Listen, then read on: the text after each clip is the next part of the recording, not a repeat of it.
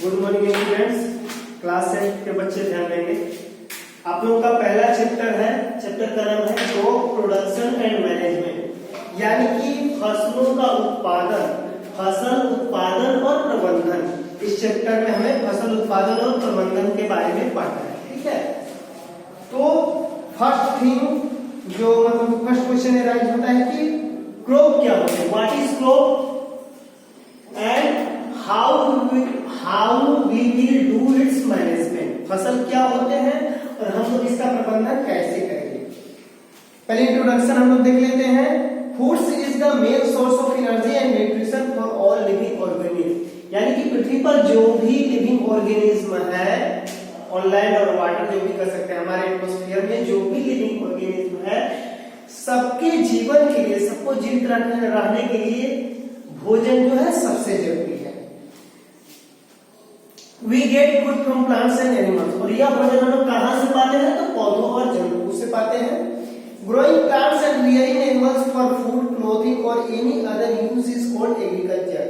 तो ये जो है अपने भोजन के लिए या भोजन के लिए या मतलब कि ये बदन ढकने के लिए, वस्त्र के लिए जो हम इस मतलब कि भोजन के या वस्त्र के उद्देश्य से जो भी हम मतलब फसलों का उत्पादन करते हैं या हम जंतुओं को, जीव जंतु को पालते हैं, यह प्रक्रिया कहलाती है, यह प्रक्रिया एग्रीकल्चर कहलाती है। यानी कि growing plants and rearing animals for food, clothing और any other use is called agriculture, ठीक है। यानी कि भोजन के उद्देश्य से या बदन को ढकने के उद्देश्य से, कपड़ों के लिए या अन्य उद्देश्यों से जो हम मतलब कि ये पौधे उगाते हैं, पौधे मतलब व्यापक पैमाने पर लगाते हैं और मवेशियों को पालते हैं, यह प्रक्रिया क्या कहलाती है, कृषि कहलाती है। अब हम लोग देखेंगे एग्रीकल्चर प्रैक्टिसेस पढ़ना है, यानी कि कृषि की आदतों के बारे में एग्रीकल्चर प्रैक्टिसेस हम लोग को पढ़ना है। क्रॉप्स को हम लोग ऐसे डिफाइन कर सकते हैं, यानी कि क्रॉप्स को कहा जा सकता है when plants of the same kind are grown and cultivated at one place on a large scale, it is called a crop। कह रहा है कि जब एक ही तरह के पौधे की बड़े व्यापक पैमाने पर मतलब कि ये बड़े व्यापक पैमाने पर उन्हें जमीन में लगाया जाता है, यानी कि जब एक ही प्रकार के पौधे की बड़े व्यापक पैमाने पर रोपाई की जाती है, उन्हें जमीन के अंदर अभिरंजित किया जाता है और व्यापक पैमाने पर ऑन लार्ज स्केल, यह प्रक्रिया क्या कहलाती है, क्रॉप कहलाती है, ठीक है। It is called a crop. We get different kinds of food products such as cereals, fruits, vegetables from crops. हम लोग फसलों से विभिन्न प्रकार की चीजें पाते हैं, जैसे कि दाल हो गए, फल हो गए, सब्जियां हो गई, ठीक है। We also get pulses, oil seeds, sunflower, groundnut, tea, coffee, etc. from plants। कह रहा है कि हम लोग मतलब ऑयल सीड भी पाते हैं, ठीक है, तेल की बीज भी पाते हैं, फिर है sunflower. We also get pulses, दाल पाते हैं, तेल पाते हैं, seeds, sunflower, groundnut, tea, coffee, इन सब से, ठीक है। सनफ्लावर से तेल निकलता है, कोकोनट से तेल भी निकलता है, टी, कॉफी, ये सब प्लांट से हमें अन्य तरह की सामग्रियां मिलती हैं। केरल का nutritious seeds of crops that are mainly rich in starch and fibre.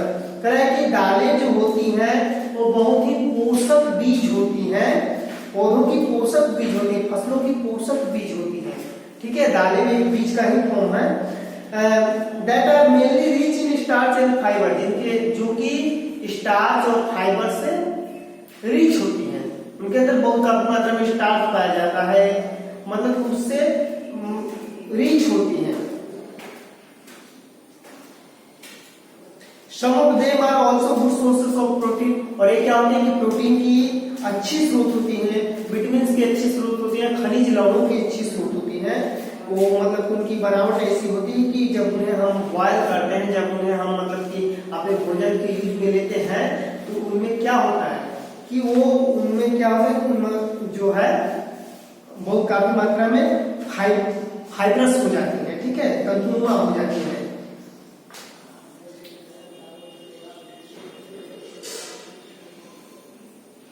Some of them are also good sources of proteins हो गया, such as wheat, rice, मैसे, बाजरा, ज्वार, गम etc. Fruit protects us against disease.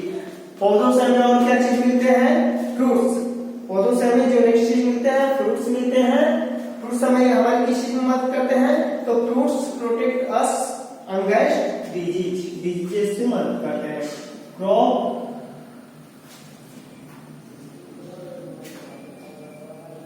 का हम लोग देखें कि when plants of the same kind are grown and cultivated at one place on large scale, ठीक है, यानी कि जब कि लार्ज स्केल में किसी एक ही प्रकार के पौधों की जमीन पे जो है रोपाई की जाती है, अभिरंजन की जाती है, तो यह प्रक्रिया क्या कहलाती है? यह प्रक्रिया ये कृषि कहलाती है। मतलब कि उस तरह के फसलों को हम लोग ये कहते हैं, क्रॉप्स कहते हैं, फसल कहते हैं, उस प्रक्रिया को हम लोग एग्रीकल्चर का नाम देते हैं, कल्टीवेशन का नाम देते हैं। Cereals are fruits is also seed bearing ripened ovary of a flowering plant. Fruit क्या होता है? Fruit protect us from disease.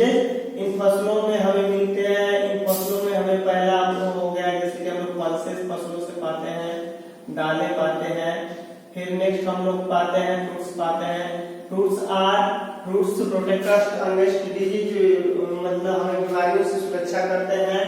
They are ripened ovary of a flowering plant, मतलब कि फूल क्या हो, फल क्या होते हैं कि पौधों के राइपेंड ओवरी, पुष्पीय पौधों के राइपेंड ओवरी होते हैं, पके हुए, मतलब कि उनका ओवरी ही राइपेंड होकर फल का रूप ले लेता है, ठीक है। अब हम लोग का नेक्स्ट पढ़ता है, इसमें सच फ्रूट्स में पढ़ना है mango, Apple, cherry, banana, orange, pineapple. We get different parts of plants as a vegetable such as root, a root of onion, carrot, etc., stem of potato, sugarcane, leaf of spinach, lettuce, and flower part of cauliflower and broccoli। करें हम लोग plants का other type में भी use करते हैं, यानी का वेजिटेबल्स के रूप में यूज करते हैं। प्लांट्स का हम लोग वेजिटेबल्स के रूप में भी यूज करते हैं हम लोग प्लांट्स का, जैसे कि इसमें हो गया वेजिटेबल्स के रूप में हमको हो गया, वेजिटेबल्स में हो गया जैसे कि हम लोग खाते हैं कुछ पौधों के तने को खाते हैं, जैसे कि पोटैटो हो गया, स्टेम पोटैटो खाते हैं हम लोग, कुछ पौधों की जड़ों को खाते हैं हम लोग, जैसे कि ओनियन हो गया, ओनियन, कैरोट, गाजर का खाते हैं।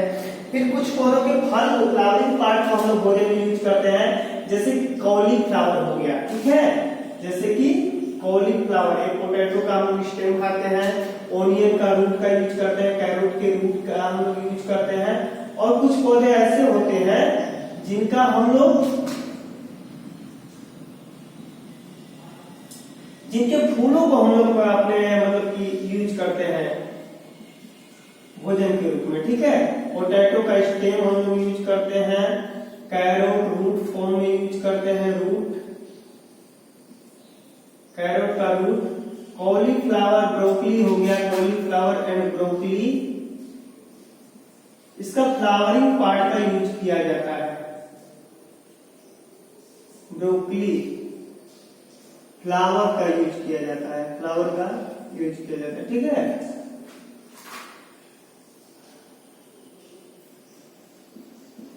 A fruit is a ripened ovary, A ripened ovary होता है, ये हमें रोगों से लड़ने में मदद करता है, प्रोटेक्ट अगेंस्ट डिजीज। ये पल्सेस क्या होती हैं? Fibre rich and protein rich होती है, ठीक है। ऐसे हम लोग देखें, राइपेंड ओवरी होता है, प्रोटेक्ट अगेंस्ट डिजीजेज,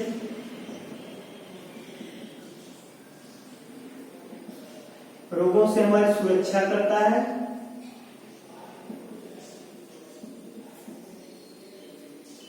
ये सब हमें पौधों से, फसलों से मिलते हैं। अब नेक्स्ट हम लोग पढ़ रहे हैं climate condition like temperature, rainfall and humidity vary from one region to another region in India. कह रहा है कि जलवायु की दशाएं हमारे जलवायु और तापमान की दशाएं हमारे देश में एक क्षेत्र से दूसरे क्षेत्रों में वैरी करती हैं, बदलते रहती हैं, जिसके चलते जैसे कि स्पेशल क्षेत्रों में स्पेशल काइंड के पौधे उगाए जाते हैं। ठीक है,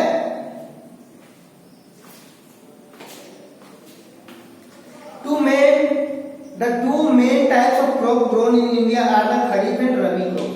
कह रहा है कि दो तरह की मुख्य फसलें हमारे देश में उगाई जाती हैं, जिनका नाम है खरीफ फसल और रबी फसल। ये दोनों के इंटरवल के पीरियड में भी एक अन्य तरह की फसल हमारे देश में उगाई जाती है, जिसे हम लोग जायद फसल के नाम से भी जानते हैं, गर्मा या जायद फसलें भी कहते हैं, जिनमें आ जाते हैं आलू आ जाते हैं। ठीक है, तो ऐसे करके पोटैटो आ जाता है जिसमें। तो खरीफ फसलों और हम लोग खरीफ क्रॉप्स और रबी क्रॉप्स के बारे में पढ़ेंगे। इसका है kharif crops are sown in the rainy season. Kharif फसलें बरसात के मौसम में बोई जाती हैं। Generally rainy season start from June and continue till September. कहने का मतलब कि बरसात का मौसम की शुरुआत यानी बरसात के मौसम की शुरुआत हम लोग जून या जुलाई से समझते हैं और अगस्त सितंबर तक काउंट किया जाता है। Such crops depend on monsoon rain for growth। और इस तरह की फसलें अपनी वृद्धि के लिए मानसून पे पूरी तरह बारिश पे निर्भर होती हैं। ठीक है, पूरी तरह बारिश पे निर्भर होती हैं। थोड़ा मोड़ा उनका काम जो है कि ट्यूबवेल या हो गया आपका ट्यूबवेल या ये हो गया ये समरसेबल इन सबसे उनका काम चल जाता है। बट क्या होता है कि टोटली भी बारिश के जल पे ही डिपेंड होती है। Rice, maize, soybean, groundnut, cotton कुछ खरीफ फसलों के एग्जांपल हैं। Rice, maize, soybean, groundnut, cotton, कपास। ठीक है, चावल, मक्का, ज्वार, कपास ये सब खरीफ फसलों के एग्जांपल हैं। रबी क्रॉप्स में आते हैं हम लोग। Rabi crops are grown in the winter season. Rabi crops की खरीफ जो चावल है हम लोग का वो खरीफ फसल में आता है, क्योंकि बारिश में बोया जाता है और गर्मी होने के प्रारंभ में काट लिया जाता है। जब भी मतलब कि ये बारिश का मौसम खत्म होता है, ठंडा जब भी मतलब कि बारिश का मौसम जैसे ही खत्म होता है और मतलब कि विंटर खत्म होता है, गर्मी की शुरुआत से पहले काट लिया जाता है। ठीक है, यानी कि यूं कहें कि विंटर का सबसे काफी विंटर वाला कुछ तो विंटर में ही कटाई किसी की स्टार्ट हो जाती है और गर्मी के प्रारंभ से पहले काट लिया जाता है। Rabi crops are grown in the winter.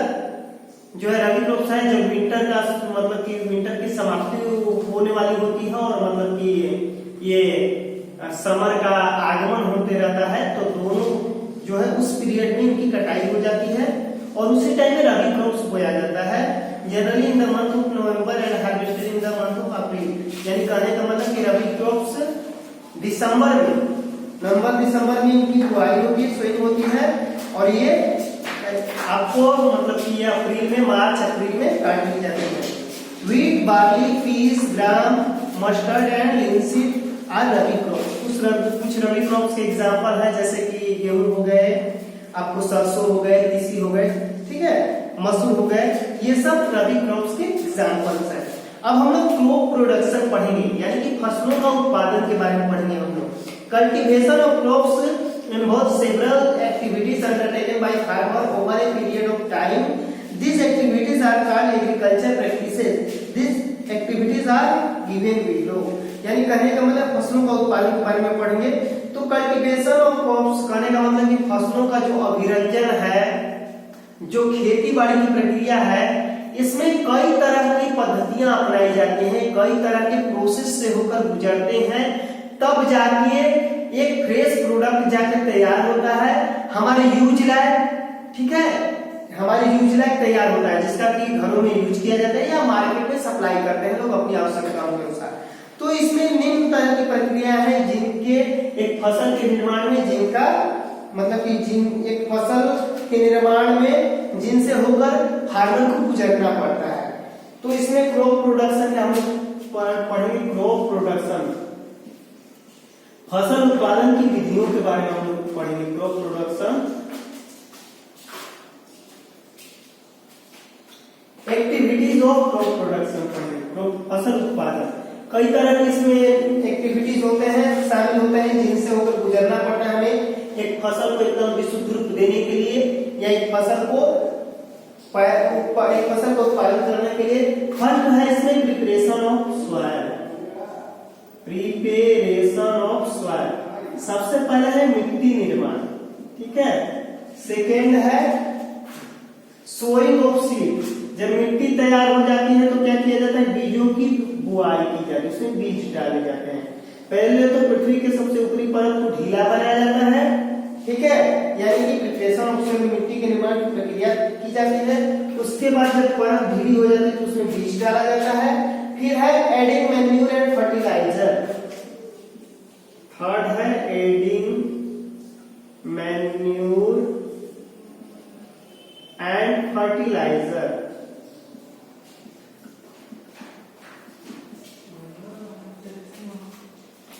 यहां हम लोग बोल सकते हैं इसको कि steps of crop production, activities of crop production बोल सकते हैं, यानी फसल उत्पादन के चरण, कई चरणों से होकर हमें गुजरना पड़ता है। नेक्स्ट स्टेप है इरिगेशन, इरिगेशन यानी सिंचाई, खाद डाले, मैन्यूर डाले, फर्टिलाइजर डाले, फिर इरिगेशन। फिफ्थ में प्रोटेक्टिंग, सिंचाई करेंगे, फसलों को हमें सुरक्षा भी करना पड़ेगा, वे मतलब कि नुकसान पहुंचाने वाले जीवों जंतुओं से, कीट पतंगों से। फिर नेक्स्ट है हार्वेस्टिंग, जब फसल तैयार हो जाएगी तो उसकी कटाई करेंगे, हार्वेस्टिंग। और सेवेंथ स्टेप है स्टोरेज, जब हमारे फसलों की कटाई हो गई, फसल विशुद्ध रूप में तैयार हो गया तो कहीं उसे हम लोग भंडारित करेंगे, मार्केट में ले जाने से पहले कहीं भंडारित करेंगे अच्छी जगह पे। और जैसे हम देखेंगे मार्केट की परिस्थितियां अनुकूल हुई, फसल का अगर उचित हमें जो है प्राइस मिल रहा है, ठीक है, तो हम उसे मार्केट में ले जाते हैं। अब हम लोग ये जो क्रॉप प्रोडक्शन के स्टेप्स है इनके बारे में हम लोग वन बाय वन पढ़ेंगे डिटेल से। पहला है प्रिपरेशन ऑफ सॉइल, ठीक है, इसको हम ऐसे समझ सकते हैं कि before finding a pure crop we had to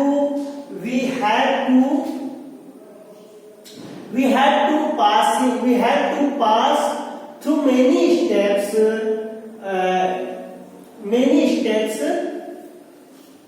that are called steps of crop production.